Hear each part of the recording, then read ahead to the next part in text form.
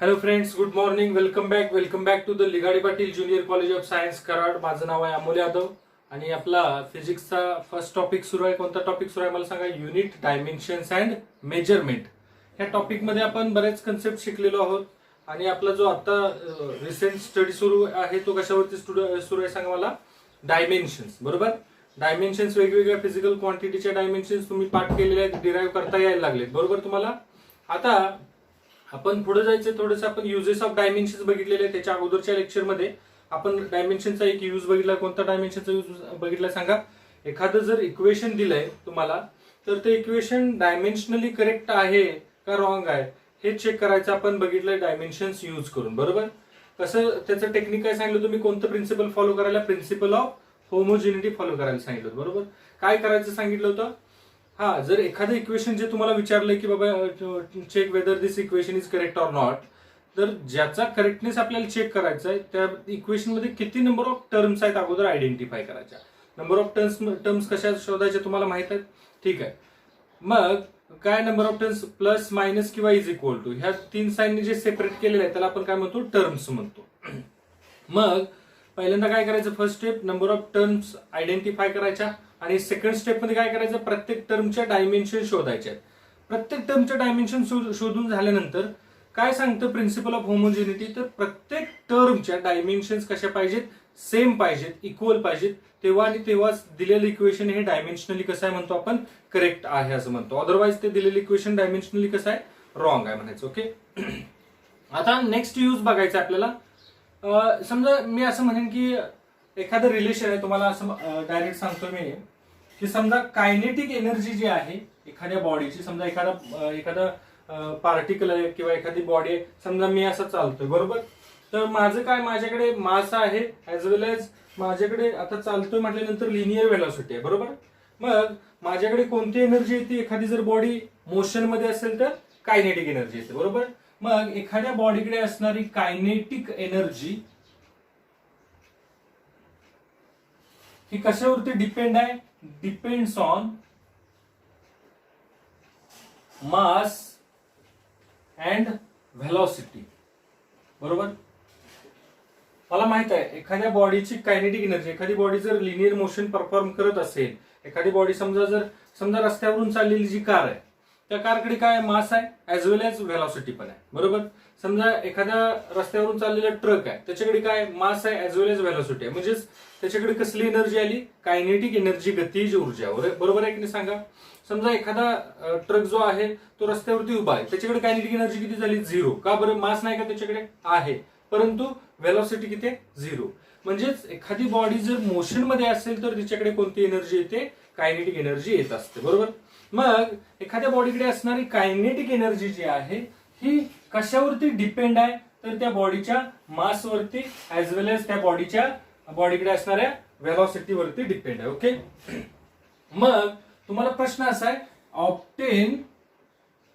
Obtain the relation, असा प्रश्न विचारला बघा. Obtain the relation between kinetic energy, mass and velocity. तुम्हाला माहित आहे कायनेटिक एनर्जी एखाद्या बॉडीची ही कशावरती डिपेंड आहे? मास आणि व्हेलॉसिटीवरती डिपेंड आहे. मग कायनेटिक एनर्जीचा फॉर्म्युला तयार करा. लक्षात आलं? कोणता आपल्याला डायमेन्शनचा नेक्स्ट यूज बघायचा आहे? To derive the relation between different physical quantities. To derive relation between different physical quantity. आता मला सांगा इथे कोणकोणत्या फिजिकल क्वांटिटी आहेत? कायनेटिक एनर्जी ही फिजिकल क्वांटिटी आहे. Mass is also a physical quantity. Velocity is again a physical quantity. मग ह्यांच्यामध्ये काय रिलेशन तयार करता येतंय का हे चेक करायचं आपल्याला. आता हा जो आपला नेक्स्ट यूज आहे डायमेन्शनचा, त्या यूज मध्ये. ओके. मग प्रश्न जो यूज आहे त्याचं नाव लिहितो बघा. सेकंड यूज आहे to obtain relation between different physical quantities.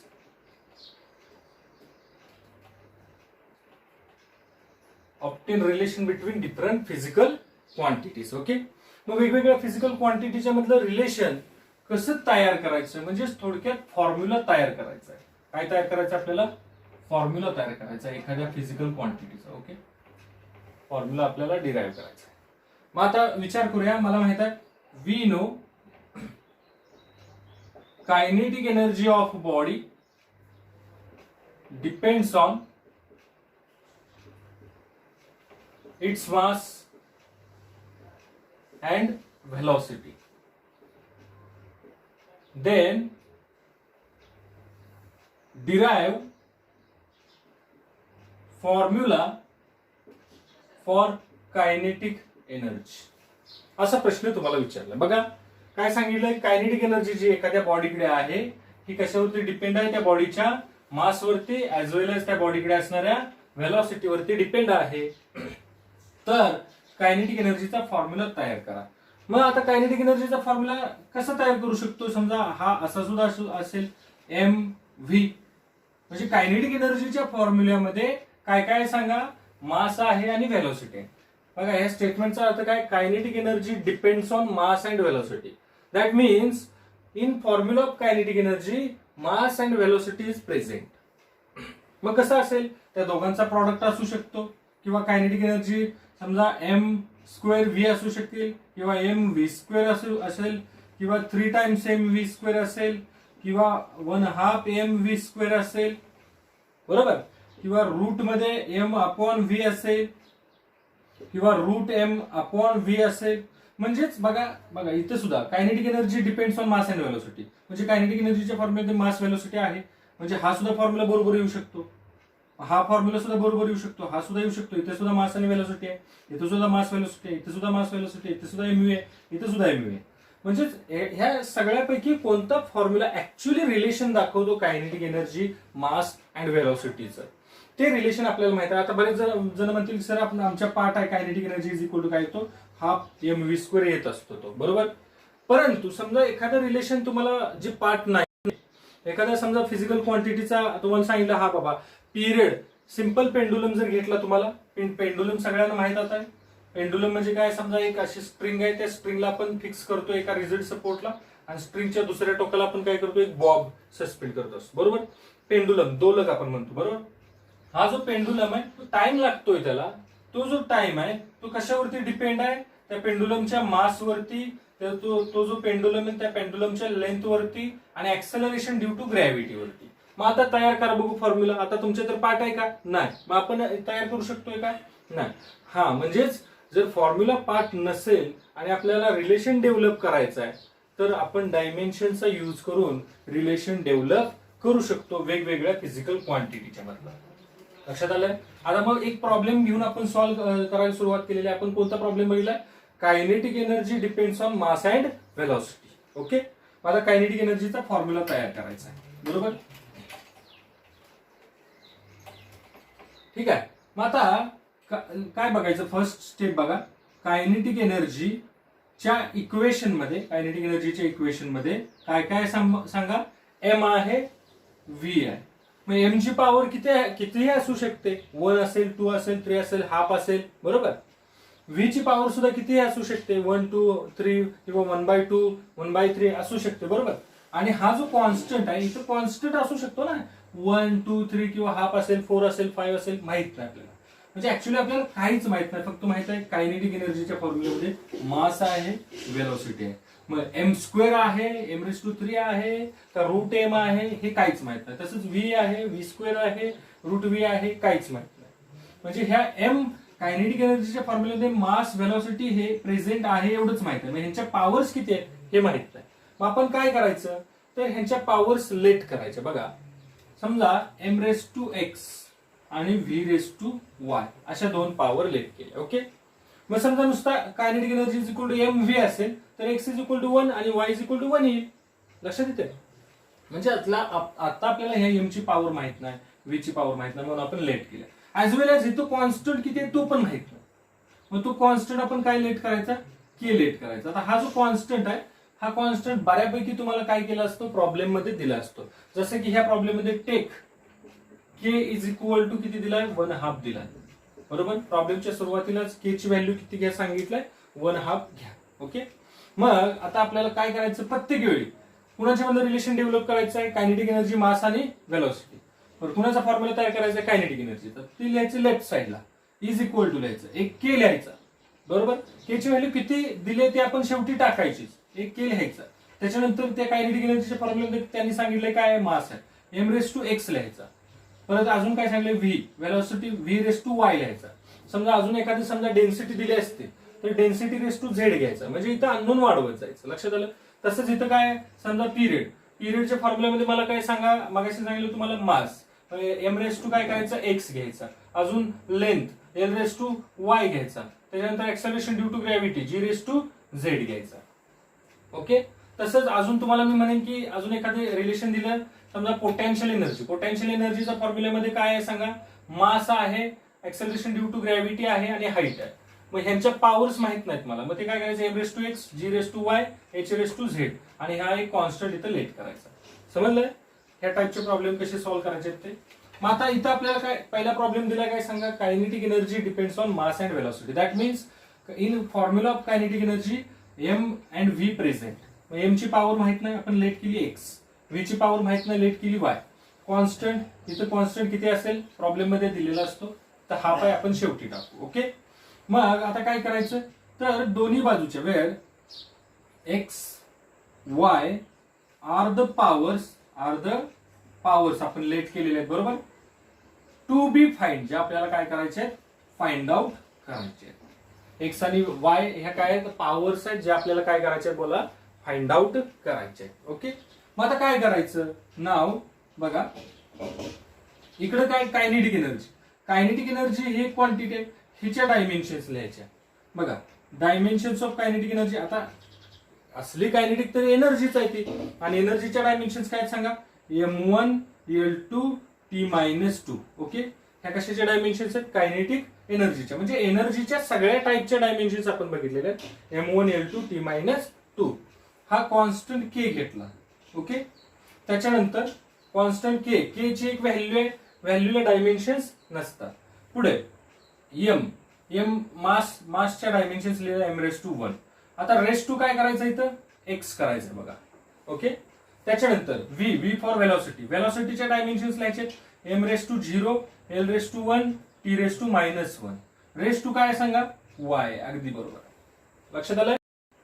ठीक आहे. आता हा जो कॉन्स्टंट आहे के ची व्हॅल्यू आपल्याला दिलेली आहे, तो एक नंबर आहे, त्याच्या डायमेन्शन्स नसतात, परंतु एमच्या डायमेन्शन्स आहेत, व्हेलॉसिटीच्या डायमेन्शन्स आहेत. एमची पॉवर आपण लेट केलेली आहे एक्स, व्हेलॉसिटीची पॉवर लेट केलेली आहे वाय. आता पुढे काय करायचं बघा, हा लिहिला M raise to 1 L raise to 2 T raise to -2. This are the dimensions of energy म्हणजे कायनेटिक एनर्जीच्या. एक कॉन्स्टंट के आहे, याची व्हॅल्यू शेवटी टाकू. त्याच्यानंतर M raise to 1 raise to x, मी काय केलं तुम्हाला एक फॉर्म्युला दिलं, a raise to b bracket raise to c. असं असेल तर काय लिहितो, a raise to b into c लिहितो. बरोबर आहे की नाही सांगा.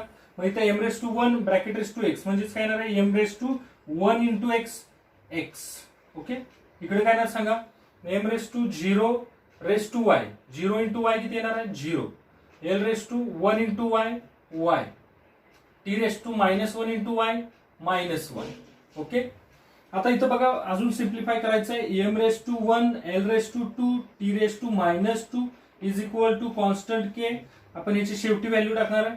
आता बघा एम बेस सेम आहे, पॉवरचे ऍडिशन असं असेल a raise to b into a raise to c, तर आपण काय करतो, पाया समान असेल तर घातांकाची काय करतो बेरीज करतो, a raise to b plus c. तर काय एम रेस टू एक्स आणि M raise to 0 plus x काय येणार आहे सांगा, एम रेस टू एक्स येणार. ओके. त्याच्यानंतर एल रेस टू वाय आणि टी रेस टू -वाय. हे शेवटपर्यंत सिम्प्लिफाय करत जायचं. ओके. जोपर्यंत शेवटी एम एल टी ह्या फॉर्मॅटमध्ये येत नाही तोपर्यंत. एकदा ह्या फॉर्मॅटमध्ये आलं तर आता काय करायचंय, तर सिंपल दोन्हीकडल्या ज्या डायमेन्शन्स आहेत त्या कम्पेअर करायच्या. बघा डावीकडे पण एम एल टी आहे, उजवीकडे पण एम एल टी आहे. मग आता इथं एम ची पॉवर किती आहे 1 आहे आणि इथं एम ची पॉवर किती आहे एक्स आहे. म्हणजेच आपल्याला पॉवर कम्पेअर करायचे. Compare the powers of M L and T on both side. लक्षात आलं. पॉवर कम्पेअर करायचं. मग इथं एम ची पॉवर किती आहे 1 आणि इथं एम ची पॉवर किती आहे एक्स.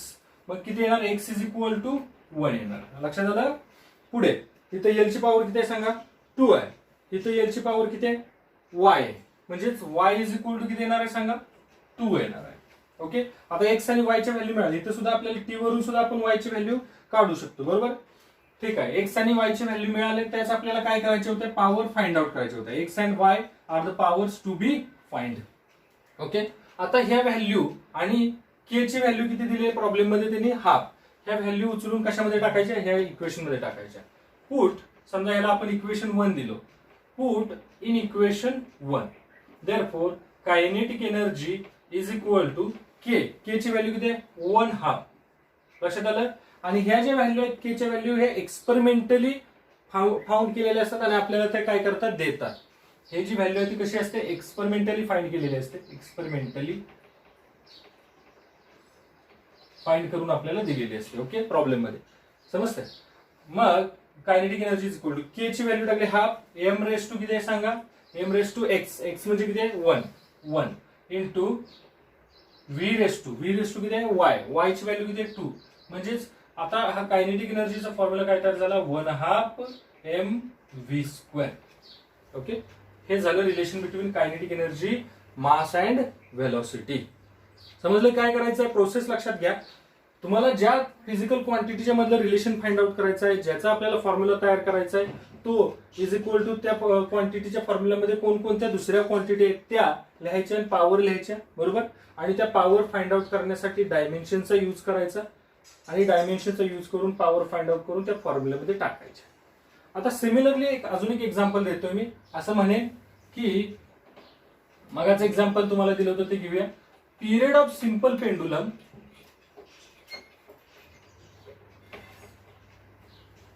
वी नो पिरियड म्हणजे काय असतो, टाइम असतो. लक्षात घ्या, पिरियड ऑफ सिंपल पेंडुलम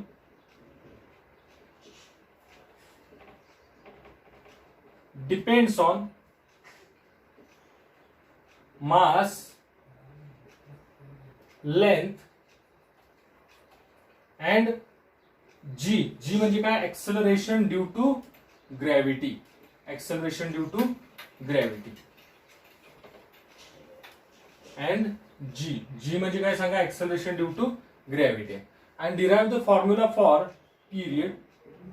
आणि ह्या केसमध्ये, ह्या प्रॉब्लेम मध्ये के ची जी व्हॅल्यू तुम्हाला घ्यायची ती किती घ्यायची, 2π घ्यायची. ओके, ठीक आहे. आता सिंपल जी मेथड तुम्हाला सांगितलेली आहे त्या मेथडने सॉल्व्ह करायला सुरुवात करा. बघा जमतंय का, व्हिडिओ पॉज करून सॉल्व्ह करायचं प्रॅक्टिस करा. काय कुणाचं रिलेशन आहे, आपल्याला कुणाचा फॉर्म्युला तयार करायचा आहे, फॉर्म्युला फॉर पिरियड. पिरियडला आपण काय म्हणतो, T. Period is the time. Okay, T is equal to एक कॉन्स्टंट घ्यायचा. ओके, कॉन्स्टंट घेतल्यानंतर अजून त्या पिरियडच्या फॉर्म्युल्यामध्ये काय काय सांगा, मास आहे. मास रेस टू काय करायचं, एक्स घ्यायचं. ओके, त्याच्यानंतर लेंथ आहे. लेंथ रेस टू काय करायचं, वाय घ्यायचं. त्याच्यानंतर अजून काय सांगितलं, एक्सेलरेशन ड्यू टू ग्रॅव्हिटी आहे. Acceleration due to gravity raise to काय करायचं, झेड घ्यायचं. Okay, X, Y and Z काय करायचे, टू बी फाइंड करायचे, आपल्याला फाइंड आउट करायचे. लक्षात आलं. मला काय करायचं, दोन्ही बाजूला डायमेन्शन्स लिहायचे. इकडं पिरियड आहे, लक्षात आलं. पिरियड म्हटल्यानंतर कुणाचे डायमेन्शन्स, टाइमचे dimensions. T raise to 1 is equal to K ची व्हॅल्यू शेवटी टाकू, M raise to 1 raise to काय येणार आहे सांगा, एक्स. त्याच्यानंतर एल, एल म्हणजे लेंथ आहे. Length raise to 1 raise to काय येणार आहे, वाय. आता पुढे जी. जी म्हणजे काय सांगा, acceleration due to gravity. Acceleration due to gravity म्हणजेच कुणाच्या डायमेन्शन्स येणार आहेत, एक्सेलरेशनच्या डायमेन्शन्स येणार आहेत. काय सांगा, M raise to 0, L raise to 1, T raise to -2 raise to काय येणार आहे, झेड. ओके, आता सिम्प्लिफाय करत जायचं. काय येणार सांगा, टी रेस टू 1 के. इथं काय येणार सांगा, M raise to 1 into x, x. इथं काय येणार सांगा, L raise to 1 into y, L raise to y. इथं काय येणार सांगा, M raise to 0 into z, M raise to 0. L raise to 1 into z, L raise to z. T raise to -2 into z, -2 z. Okay, आता अजून एक step simplify करण्यासाठी काय करायचे सांगा, टी रेस टू 1. हा, इथं काय सांगा, एम ची पॉवर एक्स आहे, इथं एम ची पॉवर 0 आहे. काय करणार सांगा, एम रेस टू एक्स आणि M raise to 0, M raise to x plus 0 x. इथं एल ची पॉवर वाय आहे, इथं एल ची पॉवर झेड आहे. मग काय येणार, L raise to y plus z. त्याच्यानंतर इथं टी ची पॉवर एकच आहे, टी रेस टू -2 झेड. लक्षात आलं. आता कम्पेअर करायचे पॉवर, कम्पेअर. आता इथं बघा, एक गोष्ट लक्षात ठेवा, ह्या टी ला आपण कसं लिहू शकतो रे? या टी ला ऍक्च्युली फक्त T1 आहे, मग असं लिहू MLT च्या टर्म्स मध्ये लिहू शकतो की जेणेकरून कम्पेअर करू आपण. एम रेस टू किती आहे? नुसतं T1 आहे म्हटल्यावर M raise to 0, L raise to 0, T1 अगदी बरोबर, म्हणजेच ऍक्च्युली T1 आहे. लक्षात? ठीक आहे. मग आता कम्पेअर करूया. Compare the powers of M, L and T. समजतंय? आता एम ची इथं पॉवर किती आहे? 0 आणि एम ची पॉवर इकडे किती आहे? x. म्हणजे एक्स ची व्हॅल्यू किती आली सांगा? 0 आली. त्यानंतर एल ची पॉवर किती आहे सांगा? इथं एल ची पॉवर आहे 0 आणि इथं एल ची पॉवर किती आहे? y plus z. म्हणजे y plus z is equal to किती येणार आहे? 0. इथं बघा एल ची पॉवर y प्लस झेड आणि इथं एल ची पॉवर 0. म्हणजे y plus z is equal to काय येणार आहे? y plus z is equal to 0 येणार आहे. त्यानंतर टी ची पॉवर किती आहे सांगा? -2z आणि इकडे 1 आहे, म्हणजेच -2z इज इक्वल टू किती येणार आहे? 1 येणार आहे. लक्षात आलंय? मग आता इथं झेड ची व्हॅल्यू काढू शकतो आपण. झेड ची व्हॅल्यू किती येईल सांगा? -1/2 आली. लक्षात आलं? झेड ची व्हॅल्यू किती आली? -1/2. आता ही झेड ची व्हॅल्यू उचलून इथं टाकली तर आपल्याला y ची व्हॅल्यू मिळेल. देअरफॉर y प्लस हा जो झेड ची व्हॅल्यू टाकली काय? -1/2 is equal to 0. Therefore y is equal to हा जो -1/2 आहे पलीकडे गेला काय होईल? +1/2. म्हणजेच y ची व्हॅल्यू मिळाली, z ची व्हॅल्यू मिळाली, x ची व्हॅल्यू मिळाली. लक्षात आलं? आता ह्या समजा हे फर्स्ट इक्वेशन आपण लेट केलं होतं, पुट इन 1. बरोबर? मग काय येणार सांगा? t is equal to k ची व्हॅल्यू किती आहे? 2π. ओके. त्याच्यानंतर m रेस टू किती आहे सांगा?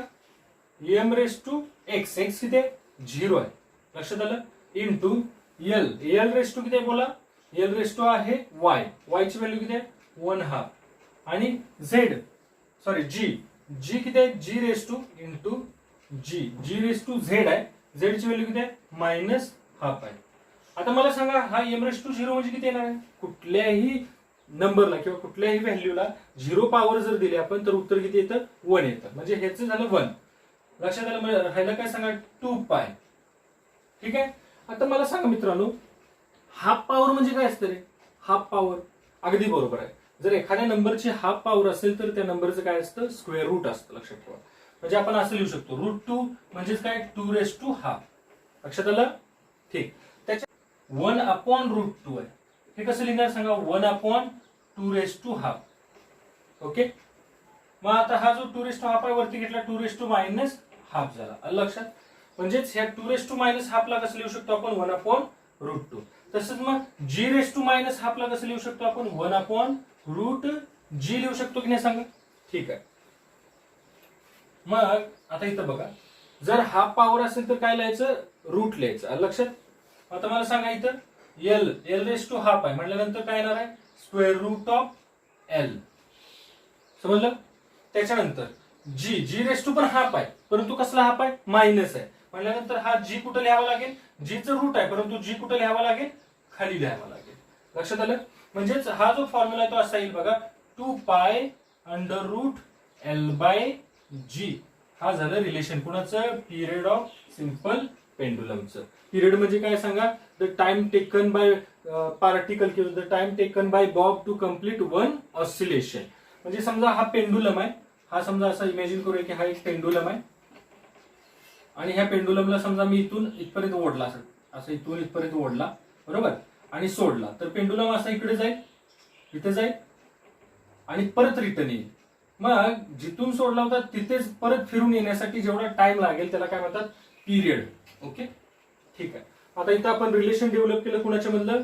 Period of simple pendulum, its mass, length and acceleration due to gravity.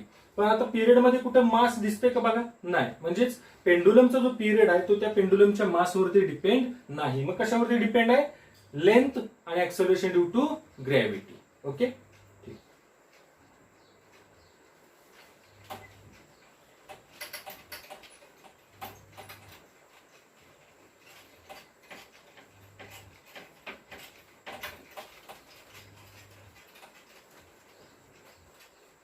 आता अजून एक देतोय, ते सॉल्व्ह करूया आणि मग होमवर्कला देतो तुम्हाला.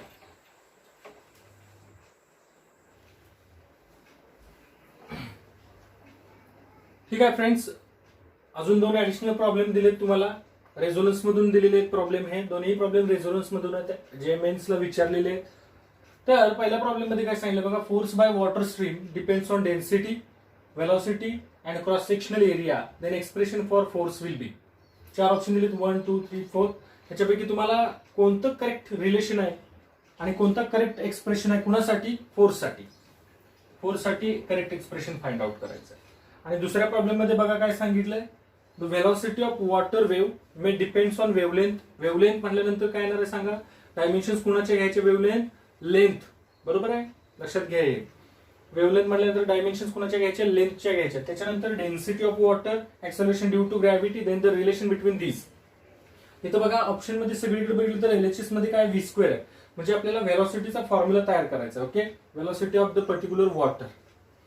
मग अगोदर हा प्रॉब्लेम सॉल्व्ह करूया आणि हा तुम्हाला घरी सुटतोय का तुम्ही ट्राय करायचा आहे. बघा काय करतोय मी, सिंपल फॉर्म्युला कोणाचा तयार करायचा आहे, फोर्सचा. मग काय करणार सांगा, एफ इज इक्वल टू एक कॉन्स्टंट के घेतला. ठीक, त्याच्यानंतर अजून कोणाच्या मध्ये रिलेशन तयार करायचं आहे, फोर्स कोणावरती डिपेंड आहे, density, density raise to x, velocity raise to y आणि cross sectional area, area raise to z. बरोबर. आता इथं बघा सगळ्या ह्याच्या केसमध्ये कॉन्स्टंटची जी व्हॅल्यू आहे ती किती 1 आहे. इथं सुद्धा कोएफिशियंट 1 आहे, इथं सुद्धा कोएफिशियंट 1 आहे, इथं 1 1. म्हणजे के ची व्हॅल्यू किती येणार आहे, 1 येणार आहे. म्हणजे के ला आपण काय इथं आता म्हणजे कन्सिडरच करायला नको, के ची व्हॅल्यू तुमच्या लक्षात आलेली आहे.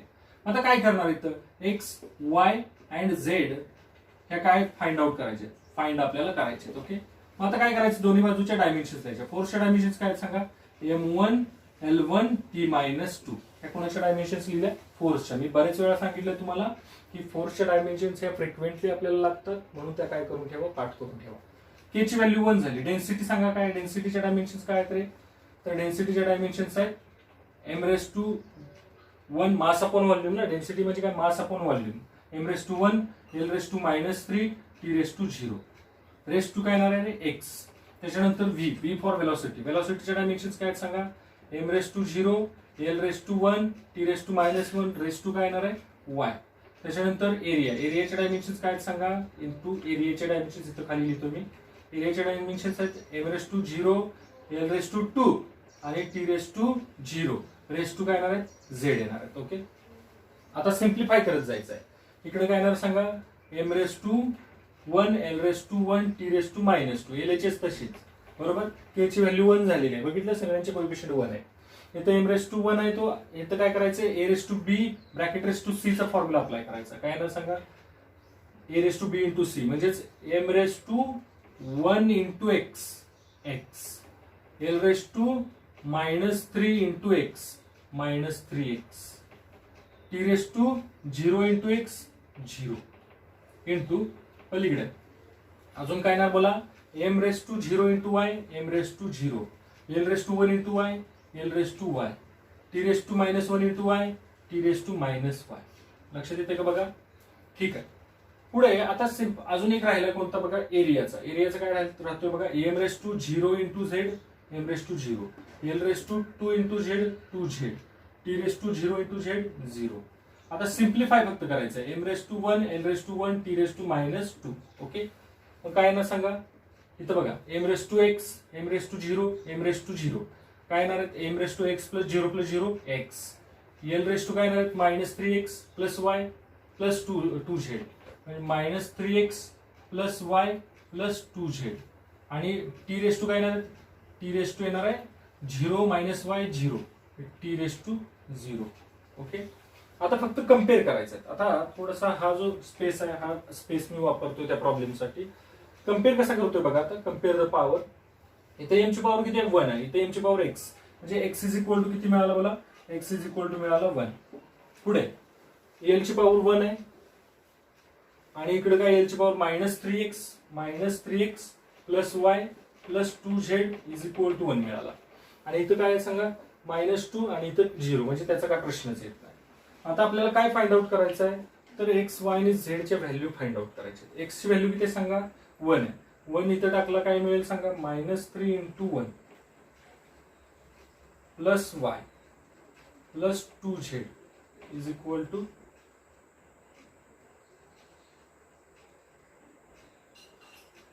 तर इथं T raise to 0 plus 0 minus y 0, म्हणजे इथं टी रेस टू काय येणार आहे मायनस वाय येणार आहे. सॉरी, इकडे बघा